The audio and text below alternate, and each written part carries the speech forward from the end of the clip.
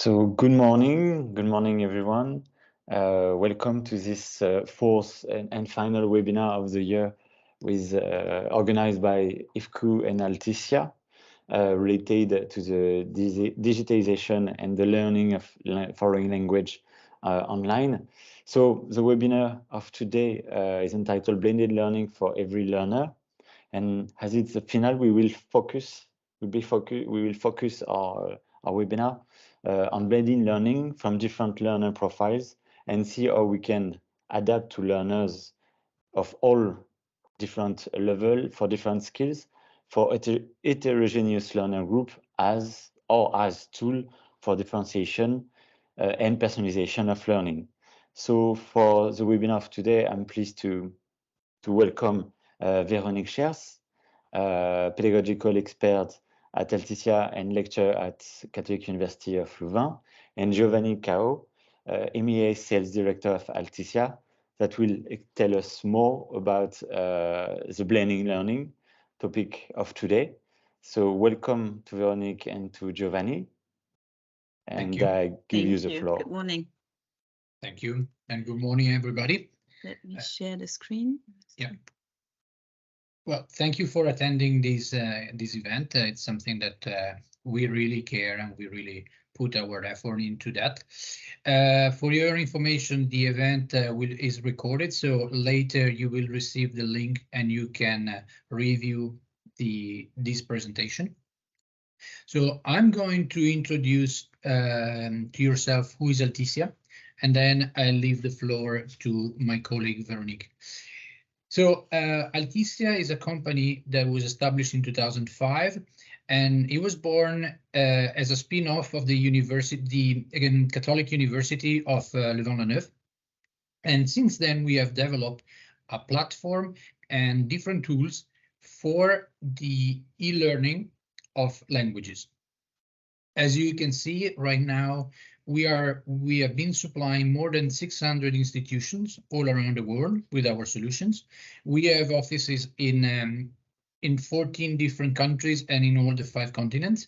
And what is really nice is that every year we are making our products growing, improved, being more effective in teaching in learning the languages, and we are acquiring more and more customers. So we are actually growing more and more, and that really makes us very happy, together with the very positive feedback that we receive basically every day from our customers. Having said that, I would leave the floor to Véronique, who is going to dive really into the topic of today's meeting. All right, thank you, Nicola and Giovanni. Good morning, everybody. As Nicola announced, we'll be diving into adapting blended learning, foreign language learning in blended learning systems to learners of various levels. Mostly, I'll be talking mostly about levels, but also skills. And then also we'll be talking, of course, about differentiation and remediation, which are very handy to be done in a blended learning system. Let me just briefly redefine blended learning for all of us, so we're all starting at the same page. Maybe you have attended the previous webinars and have heard this before. If you haven't, so just to really set down a common ground, a quick definition of blended learning. So blended learning, as we understand it here, is a teaching or learning method combining 2 modes. So we have a synchronous mode, learning mode, which is teacher-led, which can take place in a physical classroom, but also in a virtual classroom.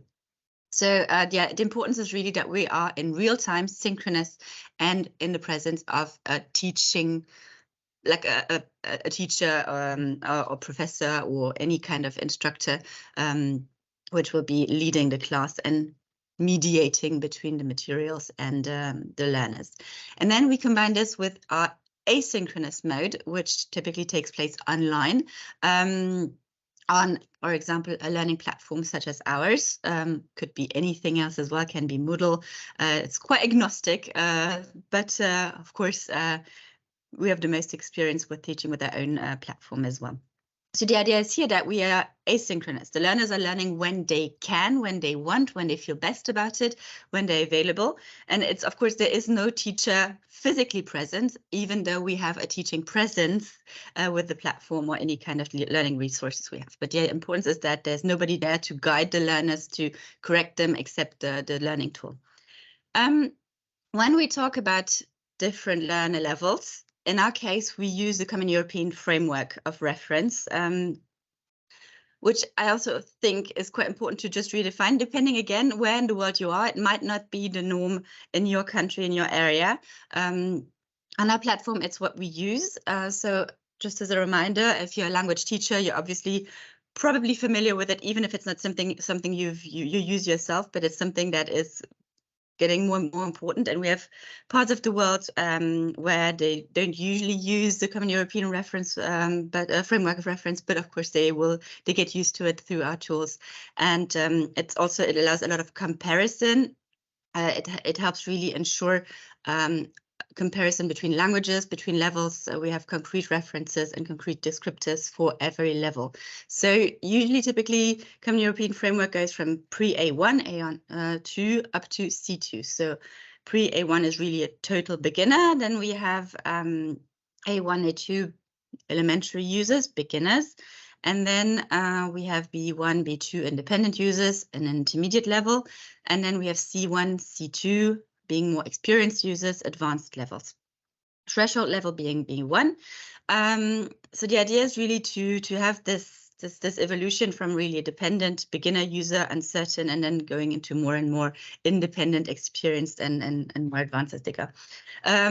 There is obviously, if you are located in Europe, you will be familiar with this. There are sub-levels, intermediary levels, such as A1 minus, A1 plus, for example. It does influence the skill, but and maybe the materials, but not really the method. It's because it's way too fine-grained, and which is why we do this. We use these intermediary levels in testing where it matters, but for teaching itself, especially if you're looking for a common ground for learners, usually this cutout here is sufficient. But again, that will depend on the precise need of a company or a school. And what are the differences between the levels? Of course, there are the visible ones. We have the lexical competence, which will vary in range and accuracy. We go from really familiar day-to-day situations, barely even interactions, into something more abstract, more dynamic, more conveying more abstract ideas. Another very obvious one is the grammar. It's maybe also because that's something that in the past was very, very emphasized very heavily, where we had grammar drills and this grammatical competence. I mean, times have changed, approaches have changed. Again, I remain quite agnostic about all this. So I'm not taking any position about this. I think it's up to every teacher and every group to really adapt to what they want. But really, this grammatical competence is also very visible when we talk about difference in levels. Again, we have a range, we have the accuracy, really know where we're going, and also in the descriptors from one level to the next. Then another very visible one is, of course, pronunciation, phonological competence. Again, we start with basic words, heavily accented, and then we get more proficient, more fluent. And then we also have the rate of speech, the various accents integrated, where we will then add dialects, non-standard accents. We usually start, right, also on our platform, where we start with very standard varieties of the language, and then we slow down slightly, adapt it to learners so that they don't get frustrated, and to more and more natural speech patterns and rates of speech. And then also we diversify the accents so that learners are exposed to the different realities of a language, of a living live language as well. And then we have the degree of interactivity, of course, the degree of interaction, which is also an important one, where we start, usually learners can't really be expected to be able to do a dynamic, spontaneous conversation from the start. So we start with more, maybe more monologues, short interactions, very planned interactions with just question and answer. And then we go up and up to a more spontaneous degree of interaction, where there is interrupted sentences. There might be any kind of additions added into the speech, incoherence, and all these elements. But then we also, all these elements are really important in the selection of our teaching and learning resources. So it goes from semantic competence. We also have orthographic and orthoepic competence. Of course, the degree of coherence I was mentioning earlier in spontaneous speech, particularly, but also in written speech. We start from something very structured into something more natural, more spontaneous. And then finally, we also have to consider that many of our learners, they're learning a second language. And maybe they're not really like multilingual from the start. Maybe you are in a country where your learners speak one language, and maybe they're not used to having this foreign language learning methodology. So it's also something we need to teach how to learn. So we have that, we need to learn the para and metalinguistic elements, the competence and the knowledge, and then intercultural awareness, learning strategies, which are a really big part of individual competences that can play really an important part in foreign language learning. And every learner will be slightly different in this. And then we as teachers, of course, need to help them find the ways and identify these elements. So all these factors on different levels will influence the speed, if we can speak of speed of acquisition. Of course, that will depend on even further factors such as frequency of input. Of course, kind of more individual factors even. We know that learners that have learned a previous language will be usually statistically faster. If we can, again, I'm using air quotes here because the speed of acquisition is such a random notion kind of, but they will influence, if we can just use this layman's term, they will influence the speed of acquisition. So the question, of course, we then ask is, okay, if there's so much variety, if there's so much diversity, is blended learning really adapted for all levels of ability? We know that beginners might not be that competent. Can we really leave them to their own devices for part of their learning process? Because remember, we don't have a teacher physically present for the online part. So sometimes we hear, okay, but blended learning for beginners, is that really the thing? That's mainly the doubt. Sometimes it's also, yeah, but will more advanced learners be really taking the best benefits from online learning as well? Will we be able to make them learn? Because these are really specific levels where the needs vary, of course. I'd say the general answer to this would be a loud and resounding yes. Of course we can, and blended learning can be adapted to all levels. Of course, we have to make adaptations. We need to we need to get adapted to our audience and to the different learners we have. What can we adapt when we do this? We can, I was thinking I changed my slide, I didn't. Here we go. What can we adapt?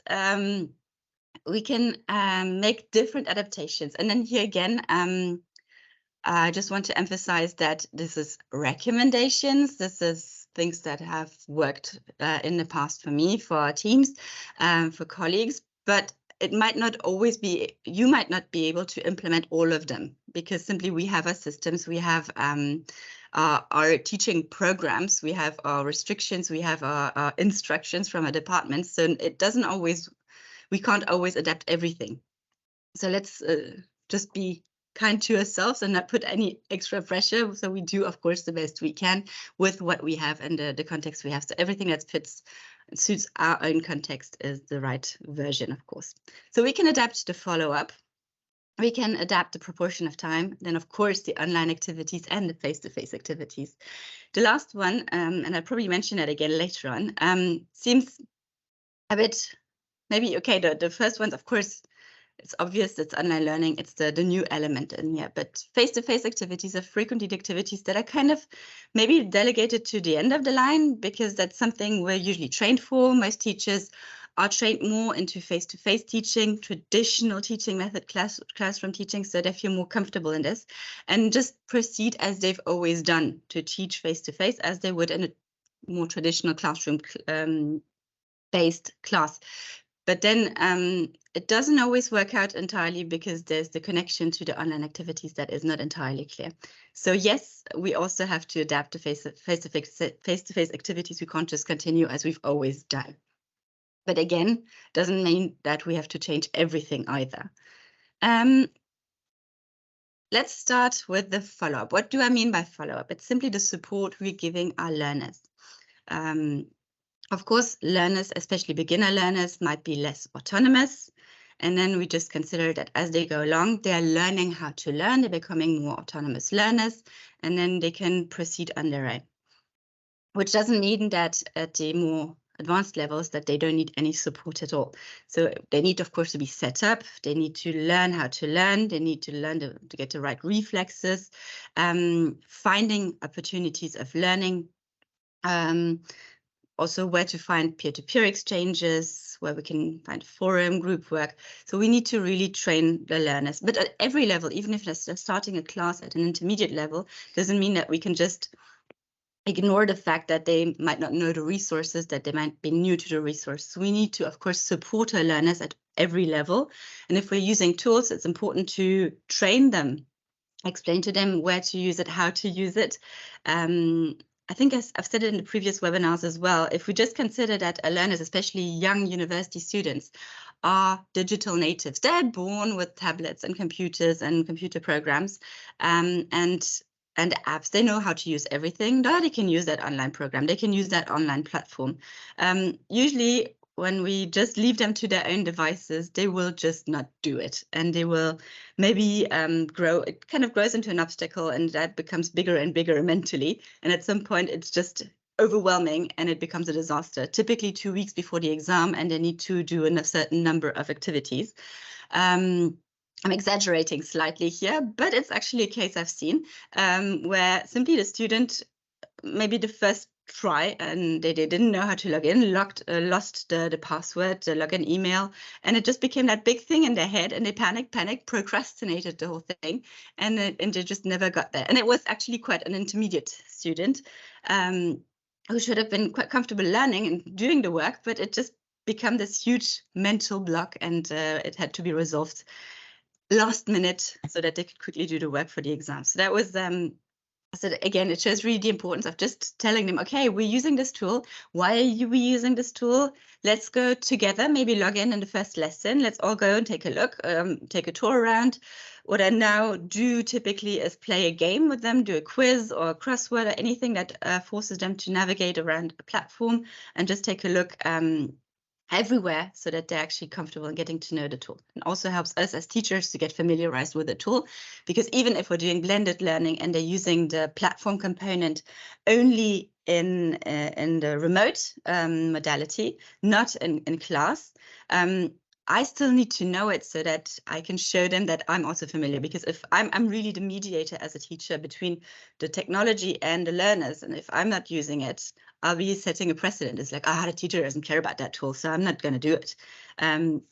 All these little teeny tiny little connections will motivate the learners and show them really the need to work, and that it makes sense to actually work on it.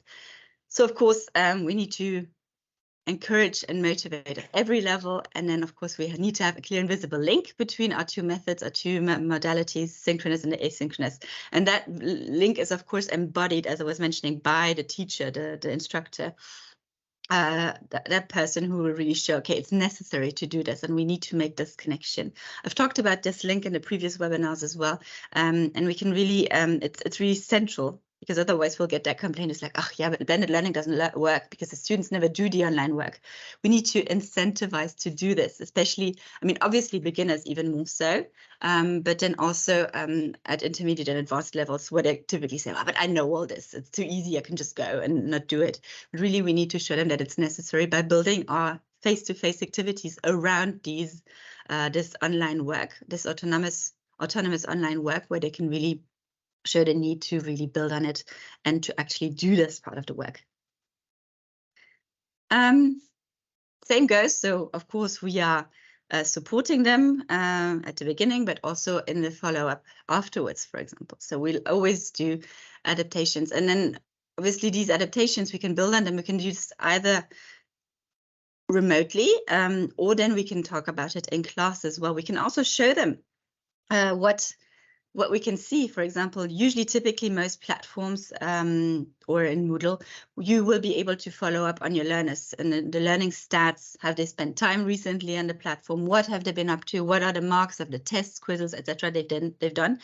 It's usually quite handy to show them what you're able to see and that you will see, just to show them that you are following up on their work and not just leaving them to their own devices. So you can just take a look if they've connected recently. We can't connect and take a look in detail at every activity every learner has done every class. That's maybe a bit much. We know that we often have big groups, but we can maybe take a look at in the reporting system at who's never connected, who that might be students that might have any kind of mental blocks about connection, about the tool, or just students that might simply be at risk of dropping out, losing motivation. So that these are very important performance indicators for us already for the students. And then obviously it also gives us a lot of information about the learners that might not be that active in class or maybe a bit more passive or maybe just shy from their personality.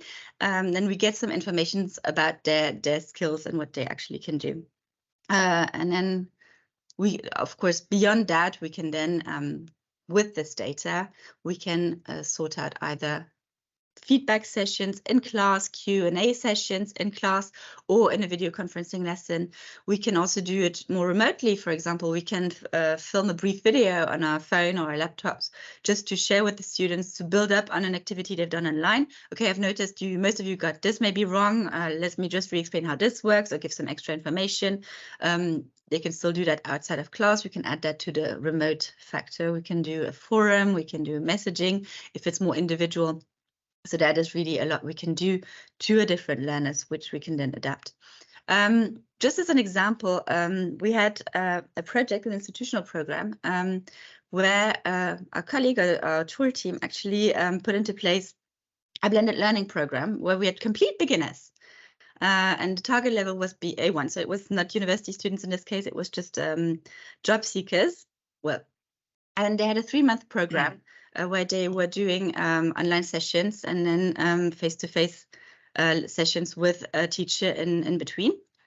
And when we asked them for some feedback on the situations, on the program, the thing they all mentioned was that it was important to follow up on the learners, and especially as they were beginners, they were really appreciating any kind of follow-up emails they would be getting from the team, from the trainer team, also with a reminder of lessons they needed to do that week, and some encouragement, little learning tricks and tips, and to just encourage them to ask questions, which they didn't dare initially because it was this vast program, but it really came out afterwards that it was the most important bit and the most appreciated part of the program. So it really shows that this follow-up, this connection, is building up even under remote learning is really important in a blended learning program. Okay, what else can we do? We can, of course, adapt the time spent. That is not always possible. It depends on really the program we're in and our department, how much flexibility we have. Maybe sometimes it makes more sense for beginners to maybe work more extensively in class and face-to-face and with a smaller online proportion, and then we build it up as we go along. Again, it might not always be possible. But let me just emphasize that working online is can be really beneficial for beginners as well, because they work at their own pace. They can really do as much repetition as they need, because especially with beginners, some people will grasp it very quickly. They might know the word from a previous language or something similar, or then it's something completely new. So beginners are very, of course, like every learner, very individual in their needs. So they can re-listen to a video or read a text a number of times, as many times as they need for them to understand it, without getting frustrated in class by faster learners or slower learners. And those of you who teach in class and who do, for example, listening comprehension, you know what kind of mayhem it can be when the first part of the group is done already. The second part is not done yet. They need maybe a second or a third listen. The first one gets bored. The second group gets a bit grumpy because they keep getting interrupted by the first group that's already done. So, and then you try to get all of this lot to focus on the next task afterwards. It can be a bit challenging. Depending on the age, maybe also in the degree of maturity of your groups, but there is a lot to be said in favor of doing this kind of activities in an online setting, because simply they can work at their own pace, repeated as often as they want. Same goes also for preparing communicative tasks, especially for beginners. They can prepare some vocabulary. We know how nerve-wracking it can be to take words, to just start talking in a foreign language. You're not comfortable, you don't feel competent. So it's very stressful, and it's been proven. So there have been studies that have shown that learners who've been able to prepare a task online, for example, prepare the words, practice the pronunciation of the different individual words, are more comfortable and more statistically likely to actually take the word and talk in class. So we might get pleasant surprises and not just students staring at their shoe tips because they don't really want to talk. Ideally, again, another thing we can adapt is the session duration. This goes particularly for the online lesson, maybe also for the face-to-face, but again, we don't always have any power of decision in this. But usually, to avoid cognitive overdrive, we'd recommend shorter but regular sessions, simply because online especially, retention rates are lower, sorry. It can take simply exhaustion. We have this distance that the screen will create that will lead to lower concentration, more distraction, lower engagement usually as well. So if we're working more regularly but in shorter sessions, it will be more beneficial for attention. And again, frequency of input is obviously always a good thing. And then of course, for advanced, so this is more for beginners, but then we can work maybe longer sessions for advanced levels, because simply not everything is new and we can introduce new elements. But here, of course, the learning process is more subtle. It takes a long time.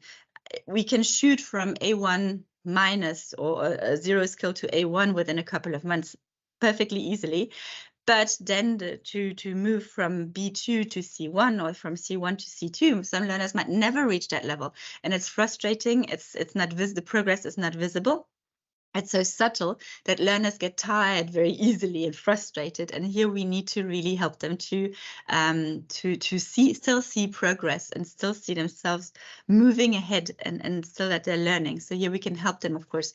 And then an online system can, of course, help in that case, because they're simply ticking boxes, they're doing elements. And then in class, again, we need to help them show really their progress, illustrate their progress. And then, of course, also, as we move along, we'll have different levels. We'll have learners maybe in the same class progressing less at different rates as well, which is why it's important to be kind of active, to follow up on them, to see who's maybe progressing faster, who might be getting frustrated, and then also adapt the activities. So obviously, we need to adapt them to the online environment, but also to the maybe individual learners. I mean, most teachers use technology in some degree in their teaching, be just to find, sources, authentic materials, which can vary a lot depending on the language you're teaching. But what can we do really to adapt these different resources online? What we can do, of course, for beginners, we're looking for more simple, structured activities. We introduce small amount of new content at a time. Remember, we talked about this, the screen being more, adding more distance, we get tired more easily. The retention and engagement rates are slightly lower online, so we still need to really not overwork them. We introduce small amounts of content at a new time. We use visual and didactic materials, and then a lot of repetition. And then, of course, we can prepare for productive activities in class. At an intermediate level, we'll be avoiding consolidation of mistakes. So we'll be still working on pronunciation and grammar. We will also start diversifying these resources and maybe also the accents we're exposing our learners to. And then, of course, we will continue on these learning strategies where we have interaction and mediation. And then in advanced learners, we will go hopefully into almost 100% or more authentic materials based on also not just didacticized materials, but also authentic raising intercultural awareness, for example, when you need to learn about the culture, not just the language, but also about the language and about the culture. That is a huge part of language learning, of course, too.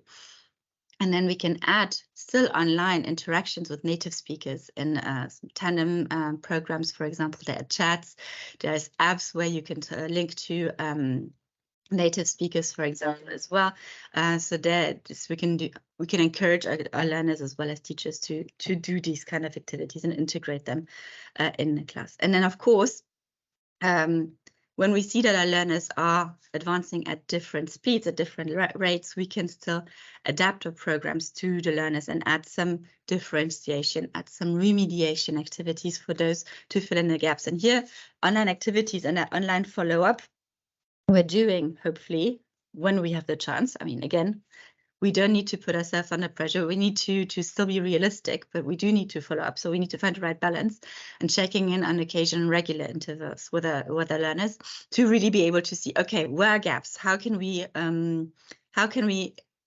avoid this consolidation of mistakes? What can we do to really make them improve this individual learner? And then we can adapt our online activities, the program, for example, we're sharing with them to make it a bit more personal for a while, to add some exercises, to add some grammar, maybe some revision, or some differentiated activities for those that are advancing faster. And here's where an online platform can really become beneficial as well, because usually we have materials at various levels as well. So we can maybe one part of the class work with slightly more advanced activities, the others on slightly less advanced. We can work at different levels on similar topics. And we can also add some individualization, personalization, where, for example, they choose their own content within several lessons. Again, this is more engaging for the learners. They feel more autonomous, less guided, less forced into a frame, and they have some degree of decision making as well, which again can be more engaging and more motivating. So we're compensating again this need for extra engagement and extra motivation in online learning. Again, it's really this constant back and forth between learners, teachers, technology, which really shows that the teachers are the link we really need, and that it's crucial for us to be there and help the learners to do this. There's, of course, a lot of activities we can do, right? Again, for beginners, we're still online.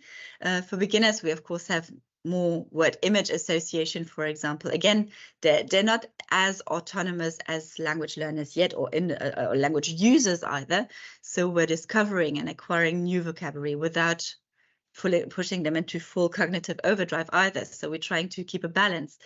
We can prepare communicative activities in class so they can put basic dialogues in the right order. They can formulate a sentence or a small text. They can prepare words they're preparing. We can do short receptive activities. We can do simple productive activities in forms of questionnaires or this kind of stuff as well.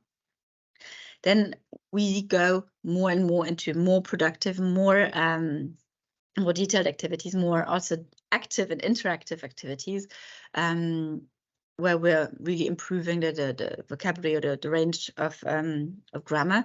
For example, with synonyms, paraphrasing, we can correct mistakes in a test. We can do activities where they will take a stance, give an opinion, make a connection about a text. This can be oral, written, etc.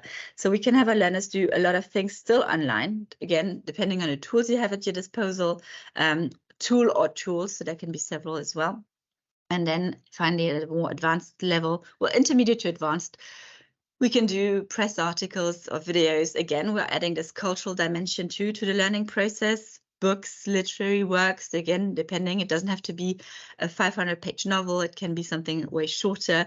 They can also do on a productive level, write more complex tests. Again, this is also something that can be done online, or handed in online as well, done remotely, again, to not interrupt too much the classroom work as well.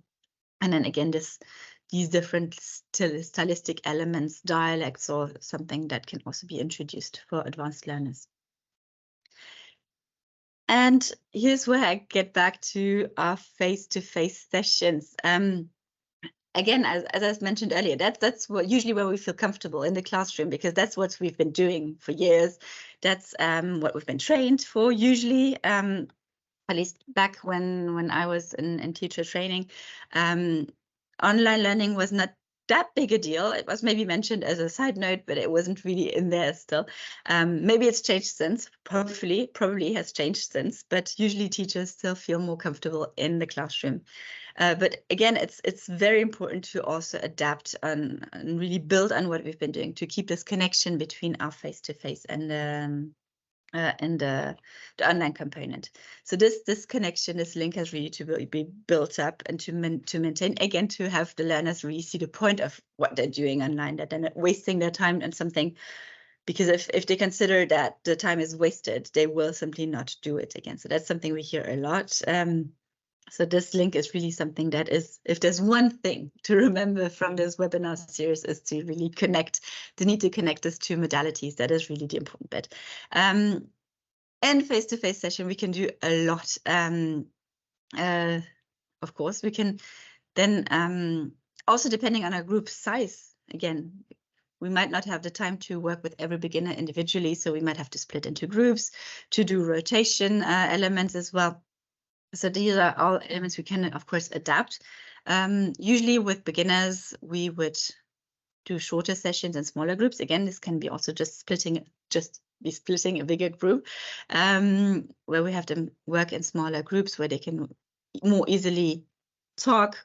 Of course, in the face-to-face session, we will then focus on more productive, usually oral production, because it's something we can't really do that well online. That's where the peer component comes in, the socio-emotional bonding as well, hopefully with the learners, and just learning from one another as well. So we can work on previously prepared productive activities. As we said earlier, we mentioned it's less stressful for the learners to actually just use that. And also, and that's a very interesting bit, is really to exchange also tips and activities on really learning how to learn, methodology, little tips and tricks. We have this face-to-face time for this, and we can really emphasize this need. We can really focus on these. At a more intermediate level, we can have them work more autonomously, maybe less guided. We don't need to take them by the hand. They can maybe do some role playing. For example, here we have different, I have an idea of a role play we usually play. But again, they can do it in small groups. And then as a teacher, you move along and you did. Still in connection, of course, with the activities done online. So they can still have prepared a lesson, maybe watched a video, done some exercises, or prepared some grammar. And then we build up on this and use it, transfer it into a life skill in classes afterwards. And then, of course, at advanced level, we can do more spontaneous elements. Most of this so far is more prepared online, but we can also do still some degree of preparation, maybe do some research online and then use it for debates, experience sharing, opinions on resources seen online. Of course, if we're doing it in a group, in a larger group, it always helps to use subgroups. And also, if we're doing classes in video conferencing, sometimes some universities have still opted for video conferencing, simply because there might be a different remote campuses, there might be different settings, and then video conferencing is a thing. And then here also we can use subgroups and divide our learners into groups in order to be more productive and also feel a bit safer in a group environment, so that they're actually more productive. So that really helps a lot. Yeah, so that is it for me about this blended learning webinar series. Of course, if there's any questions, feel free to ask them now. And I think Giovanni is also going to share his email, maybe in the chat with you, to just Yeah, so I can add in the chat my contact details. If you have questions regarding what Véronique just presented, please write it in the chat and we would be able to answer immediately. And if you want to know more about ALTISSIA and our products, you can also contact Giovanni.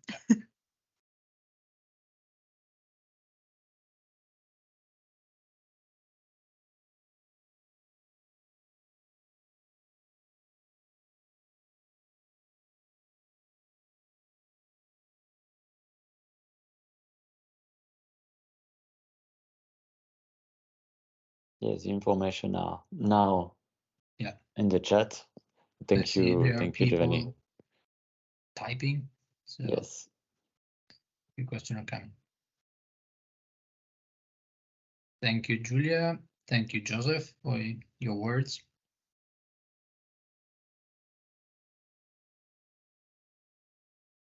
Maybe just before we finish, or while people are also typing, don't hesitate to go onto our website. Maybe Giovanni, you can also type it in. Actually, there is a whole video series also about blended learning. So there, if you want to know a bit more about the topic, watch part of this again as well, you can find it on our website, so altissia.org, and there's a bit more detailed. You can find reports as well. And of course, there will be a replay of this presentation, and there will also be a newsletter coming out, if I'm not mistaken, Nicola, about blended learning. One question from Reka. I'm still trying to work on integrating the platform into the course program. The learners are at a different level, so it's hard to use the same platform exercise in the classroom. Any more idea or examples? That is a hard one. Obviously, just off the top of my head like this, it is, and of course, I mean, I can give one example maybe, but it's of course a weekly recurrence.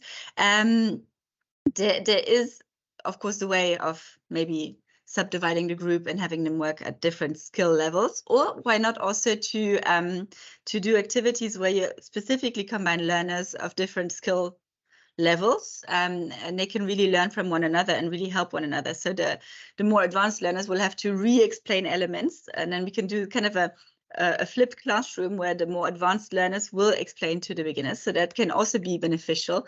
Of course, we don't want them to feel in charge of the teaching as well. They still need to learn, but they can still mobilize the language. And then we can do activities where they have maybe a bigger role, for example, role play, and then the less advanced learners, and then we just prepare it together, and they can really build together the vocabulary, the grammar, and really work on it together. Again, it's just one example off the top of my head. Of course, for every week, it's of course something more way different, and it's of course a challenge. There's a lot of things we can do. And concerning the availability of the webinar number 3, yes, it's still available. Nicola, could you maybe? Yes, we will share it. I can maybe send to the participant after the webinar the link. Perfect. I mean, what we will do is we will send a newsletter with the link of the 4 webinars.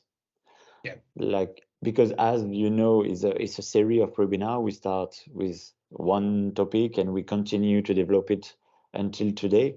So there is a logical way, in fact. So we will share this replay, of course. Perfect. And I think if there's no more question, again, you have our details, so feel free to contact us anytime. And thank you very much for your participation and for listening to us today. We really appreciate it.